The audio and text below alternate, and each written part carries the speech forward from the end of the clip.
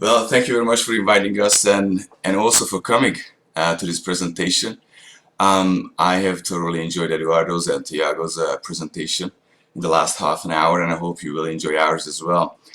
I'm Csaba Jevtic-Somlai, and we signed up, turned in an application for this new music weekend with Dylan Findley, composer, with whom I have worked with in the last couple of years. And we'd like to talk about the compositional process and how the piece, the story of our journey, came about. Before we do that, I am so glad to see my immediate past professors, Dr. Spring and Gardner, here. So thank you for the support as well from the ASU campus. A little bit, very briefly about the prehistory. We date back with Dylan to BYU times where we studied together. In that, Dylan did his composition as well as he was a clarinetist. So we knew each other from them, and when I later on in the years when I came to ASU to study, and I saw him here at a couple of compositional festivals, I really thought about him as a friend and a professional composer to work with in the future, and it yielded much fruit.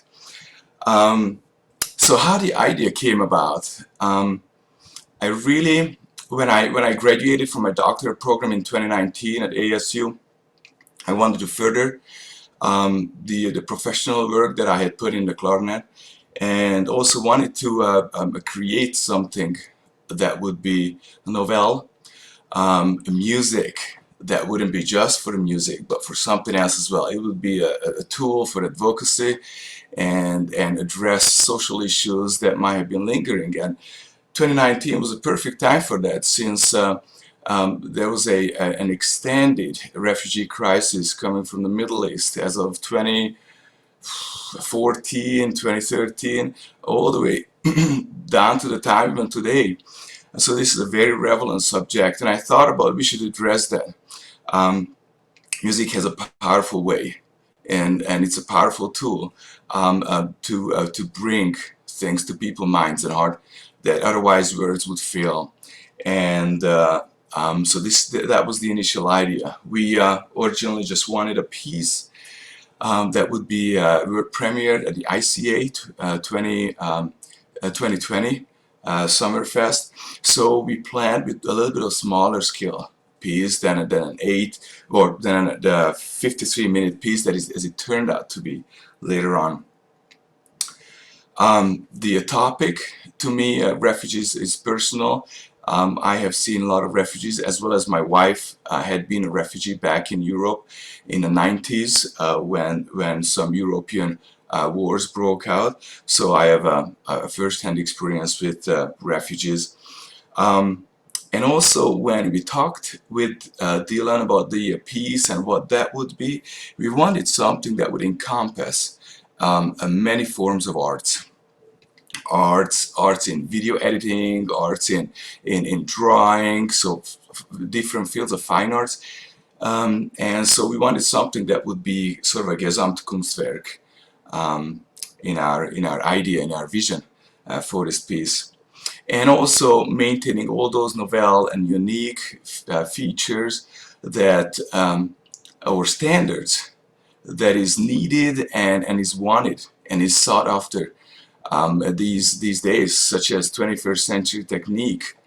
And I really wanted to, I love 21st century techniques. One of my favorite is growling and singing while playing.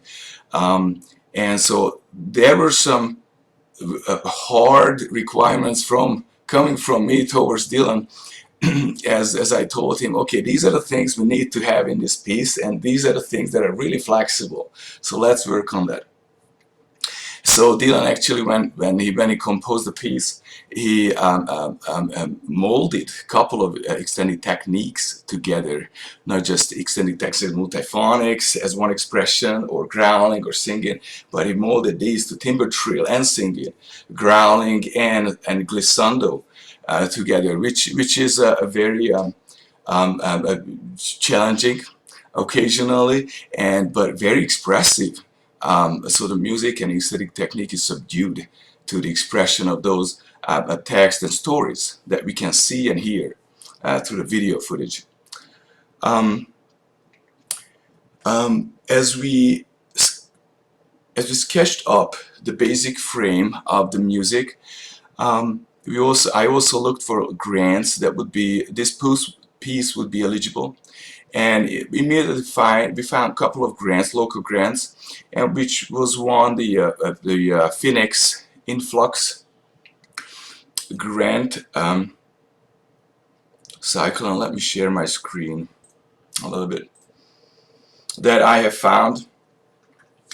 Right, this is an artist grant. It's a very prestigious grant in Arizona that the city of or the Department of Arts and Culture puts out in Phoenix, and so we started applying for that. There were some other grants that would have been nice, but the scope of the work, they just didn't meet the criteria, or the focus of the work was differently gauged.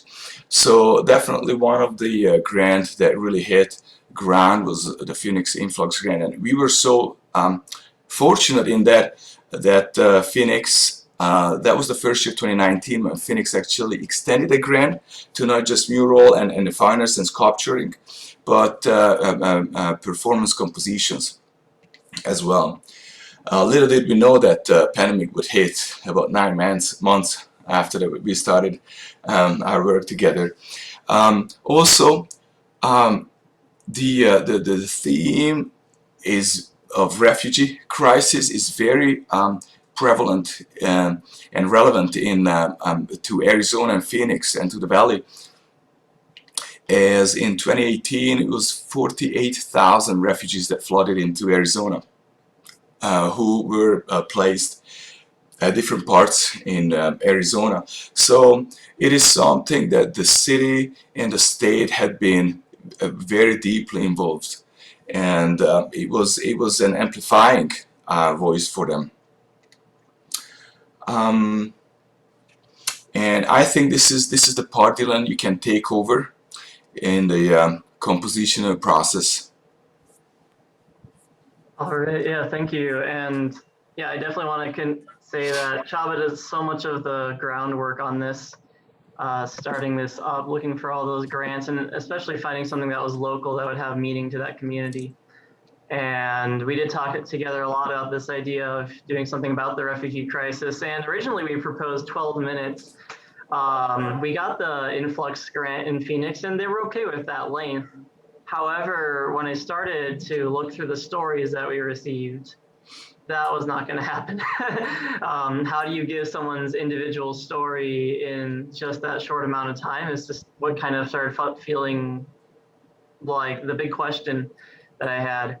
And I'm talking about these stories, and it's important to know where we're getting these stories from. So we actually partnered with a nonprofit organization called Their Story is Our Story, and they're an international refugee advocacy organization. And we got in touch with them through, Liz Jevtic-Somlai, Csaba's wife, and she works with them, and through her, we were able to get in touch with them, and they were very excited to do some artistic project with us. And I think one takeaway that I got out of this is that there's so many organizations that would love to work with artists, that would love to have these types of collaborations, because they know the power of art, they know the power of music. So they sent me this hard drive, and it had so much on it. It had thousands of photos and some audio and interview transcripts and video, and I spent over a week just going through everything in there, hours and hours every day, trying to figure out what I was going to do with this. Knowing that I was going to make a long piece, I decided to create this piece as my dissertation piece. So all of my time was dedicated towards writing this project in a very short amount of time, from January to March 2020, right into the pandemic.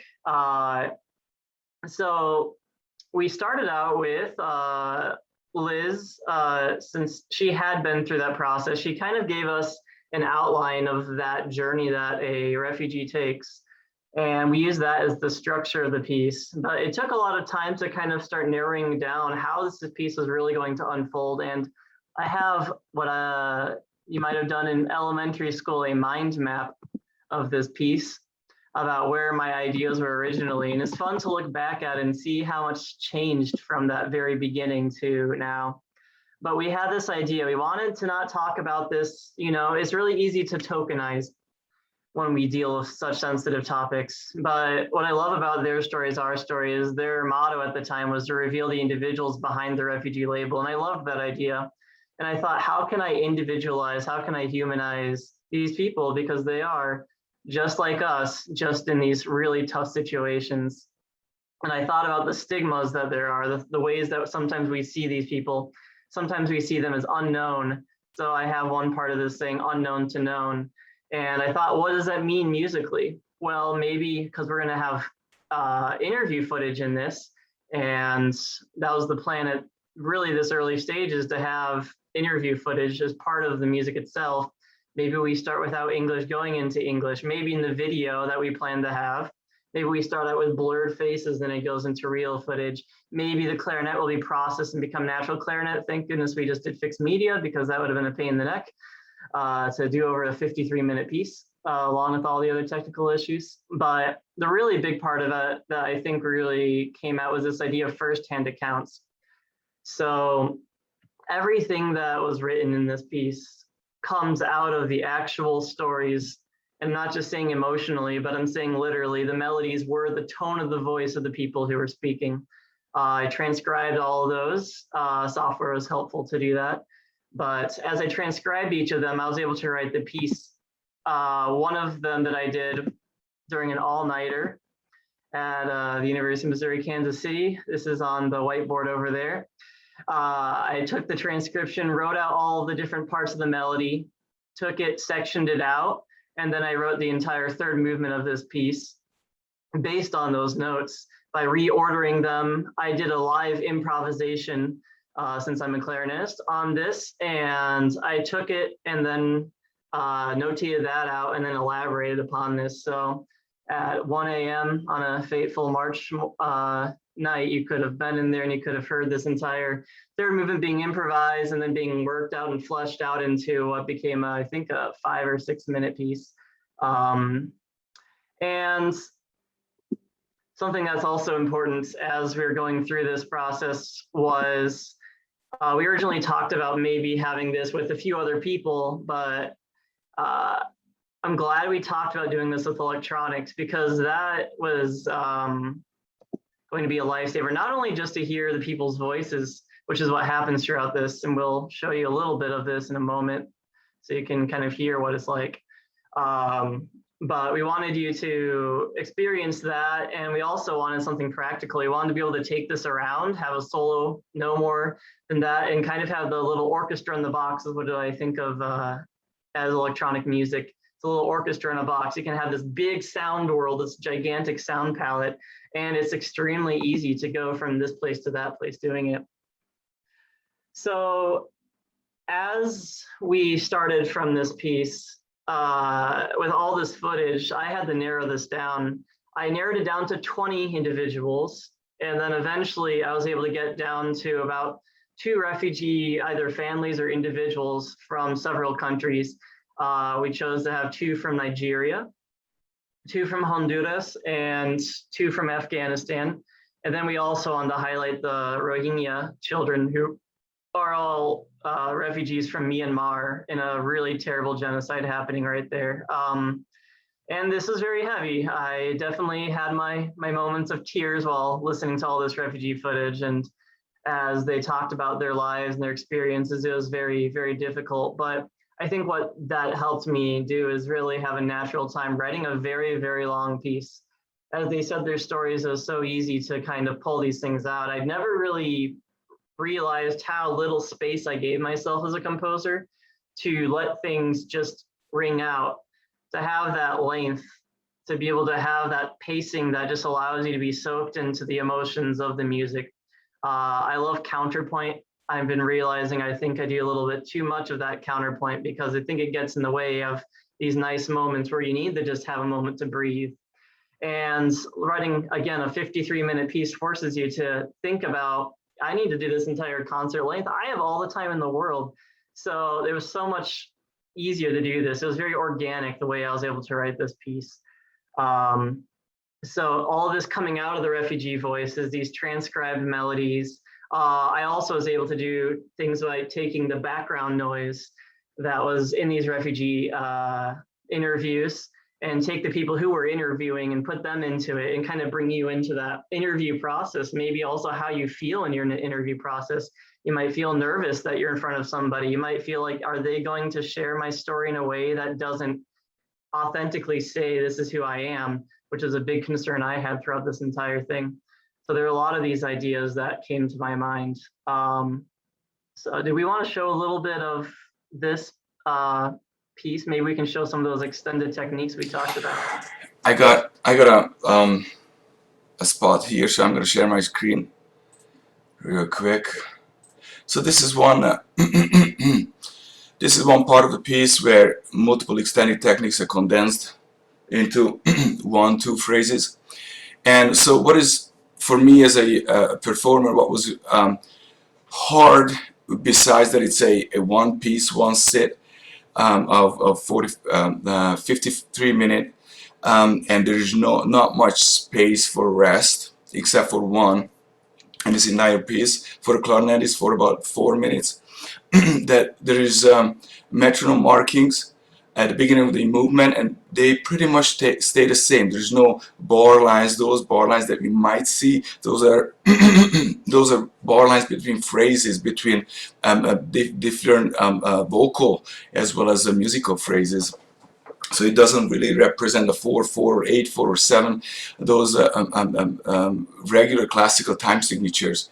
So one piece in towards the end of the 5th movement, when the refugees had been crossing the sea, and they've been underwater for a couple of minutes in the piece, I found this part that we would demonstrate it with a couple of these extended techniques.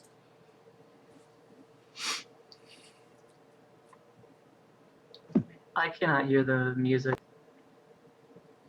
Oh, I probably didn't share the sound, sorry. We'll go back a little bit. Thanks for the reminder.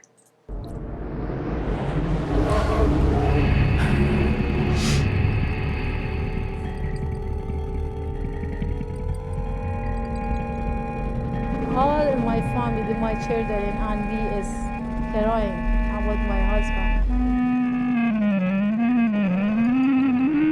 That doctor is know about the diseases and call another doctor is come and he check, and after that bring ambulance and give oxygen.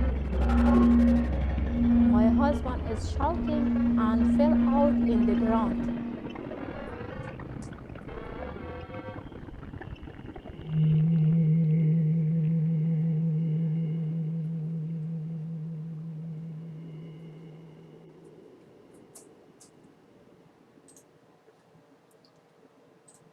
That's it. The other thing is that obviously when we talk about chamber music or multiple instruments playing one piece, you see the notation. In my case, that was only the amplitude from well, not Audacity, but from the music, the DAW program that Dylan had, that just gave me an outline and seconds of what I can relate to. So on my printed out score, in which score I printed out the solo clarinet only, I actually marked. I have so many markings that actually I think I have more markings than what Dylan put in originally for me.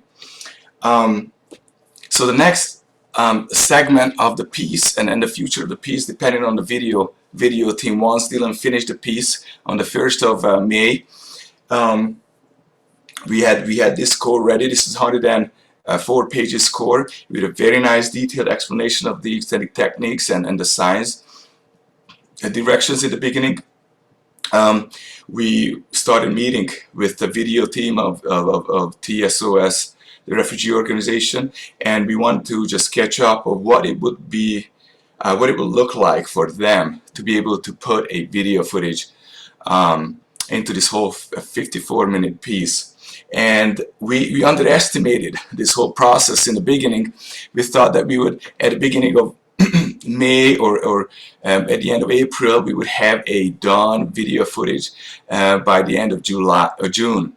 And originally the premiere date was, I believe, 7th or the 14th of July here in downtown Phoenix. Even though the pandemic just had started and we didn't know if it's going to last 3 weeks or 2 months. We didn't know anything about that, but we did what we needed to for that deadline.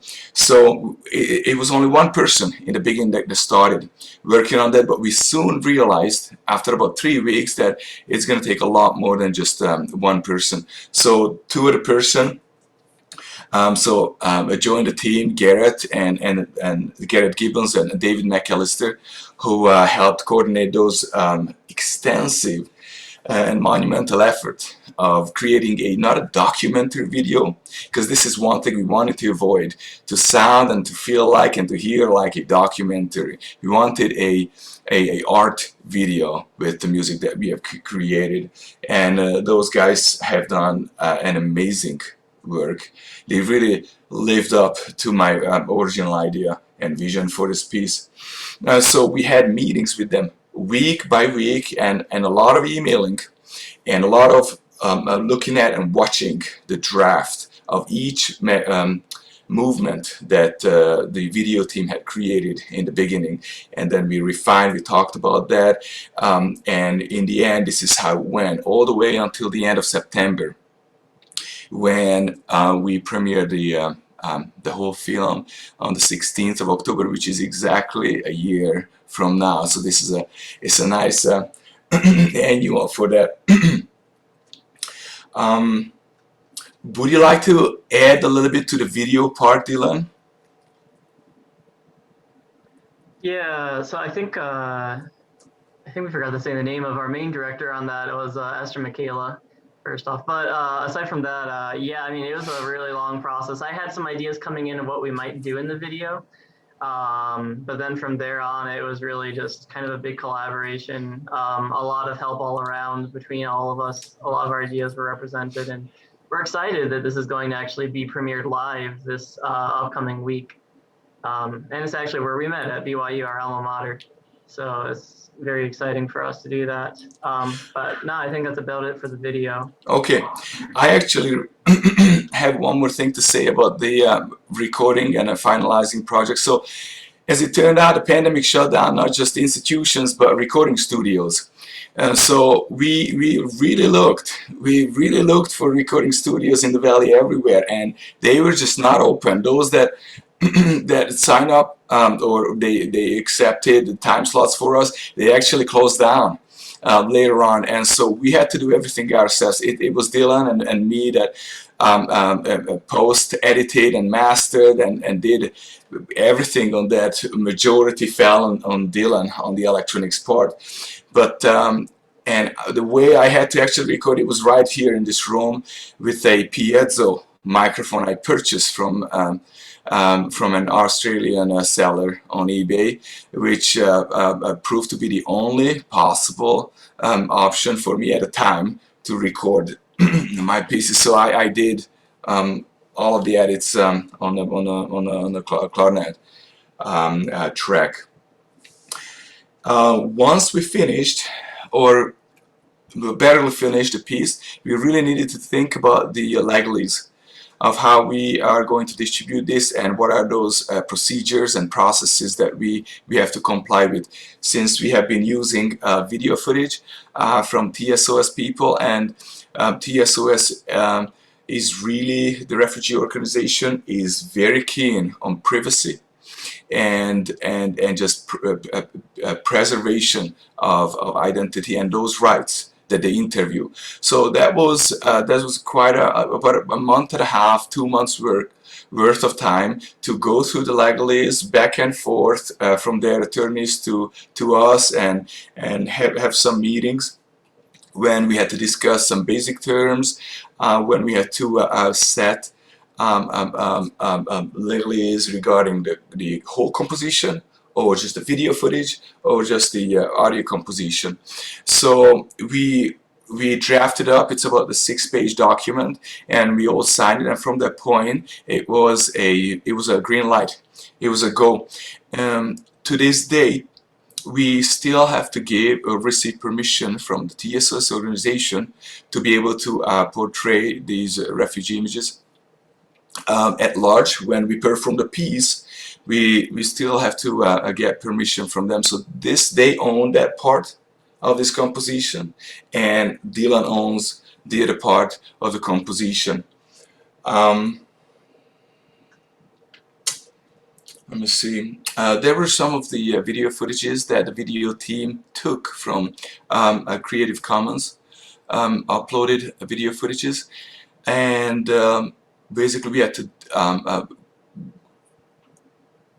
carefully balance that we can really perform this piece, and if we have to perform, or if we have some revenue from it, then we notify those people in compliance with USA and international laws. So that was one of the aspects that we really had to sit together and think about what we'll do about those.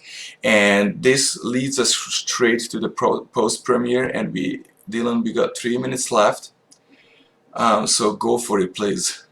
All right, I'm just going to list all those things that have happened since then very quickly, but so first thing is we had this online performance, the premiere in October. We did a second online premiere aimed towards European audiences in December by having it kind of in the morning in the United States. It would be at a perfect hour for them over there. And we also had, during this past summer, during World War Refugee Day, Csaba was able to play parts of this in Salt Lake City, not do the full premiere, but parts of it. And we also had an online one through a Washington, D.C. organization called Sunset Run for Refugees that did a virtual performance of this. We decided we wanted to get this more public, and we put the audio onto all of your favorite streaming platforms through CD Baby. And we also submitted this for review to the Clarinet, our wonderful magazine is International Clarinet Association, and also to Fanfare. Csaba's going to be playing it in several places, including in Glendale near him.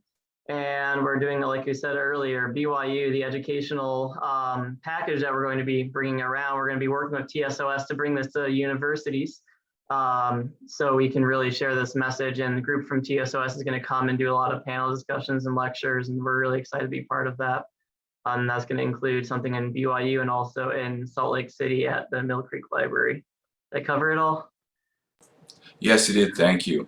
So we have the 2 Utah performance next week, and then we'll have the Glendale performance at the amphitheater as well as the Civic Center on the 5th of November and 19th of November. And we created a really nice, well, I believe a really nice poster for that. This is the poster, how we did it, has a barcode to make it more accessible and easier for people to read about it and to get more information about it. And this is how it will go on and on and on. And so again, very grateful that we have been invited to participate in this webinar, and thank you very much for coming and listening to us. Yes, thank you. Thank you both. Can you provide some contact information in the chat for anybody that has information or has questions about upcoming performances or how they can support more projects like this from Dylan? Or Absolutely. Thank you, Jessica. yeah. All right. Well, we have a concert coming up just about 15 minutes over on YouTube, and I'm going to pop that link in the chat. So please join us there. That's the last event for today, and then we'll be back tomorrow with tons more stuff. So thanks again for joining us, and we'll see you on YouTube in just a few minutes. Bye-bye.